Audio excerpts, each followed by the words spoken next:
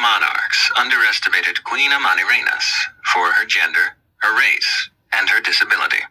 Each time, they did so at their own peril. Historical warrior queens like Amanurenas of Kush. She really did lead her people into battle against Rome around 30 years before the Common Era. After the Romans took over Egypt, they tried to push further south into Nubia. Queen Amanurenas, who ruled the kingdom of Kush, wasn't having it. She launched a fierce counterattack, even capturing a Roman fort and taking statues of Emperor Augustus back as trophies. The Romans fought back hard, but eventually there was a peace treaty, and Kush kept its independence. The sun burned high over the golden sands of Nubia, and Queen Amanurenas stood tall, one eye covered by a battle scar, the other blazing with fire. She was no ordinary queen. She was a Kandake, a warrior sovereign whose very name made Roman generals grit their teeth. Rome had taken Egypt. That was their mistake. When word came that Roman troops had crossed into Kushite lands, Amanurenas didn't hesitate. She rallied her armies, archers with deadly aim, warriors hardened by desert heat, and rode north with fury in her heart.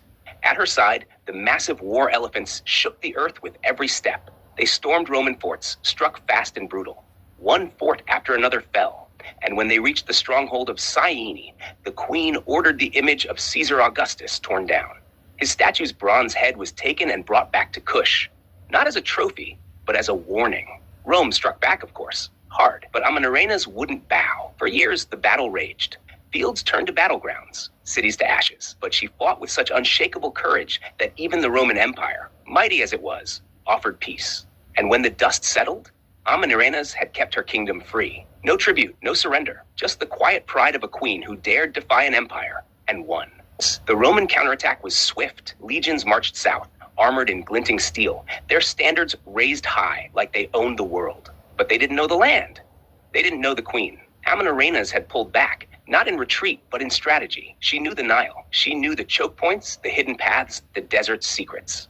And so, as the Roman legions advanced deeper into unfamiliar terrain, they found themselves not conquering, but surviving. Then came the ambush. It was night when the desert wind began to howl, masking the sound of hooves. From the shadows, Kushite warriors burst forth, silent, swift, deadly.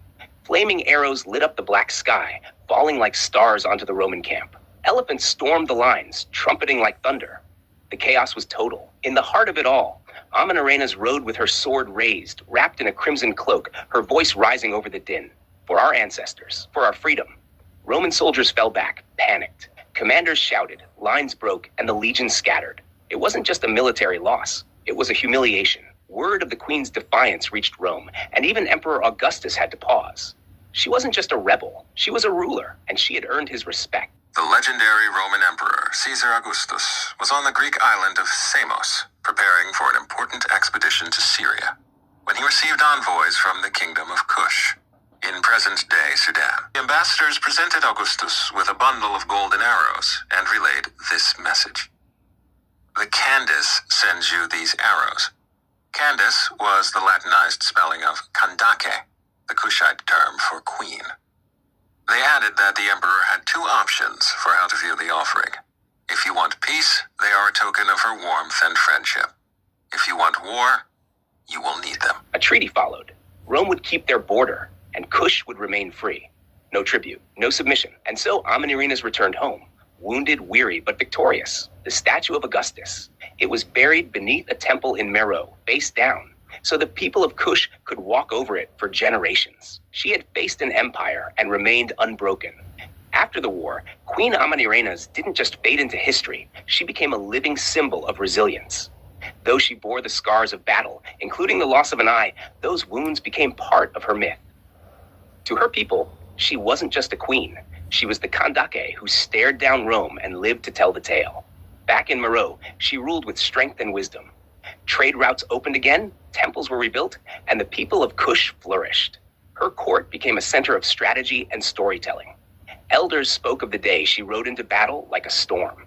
Children grew up hearing tales of her fire, how she spoke with the voice of thunder and led armies like a goddess of war. And every time they walked past that buried head of Augustus, they remembered, this land was theirs because she made it so.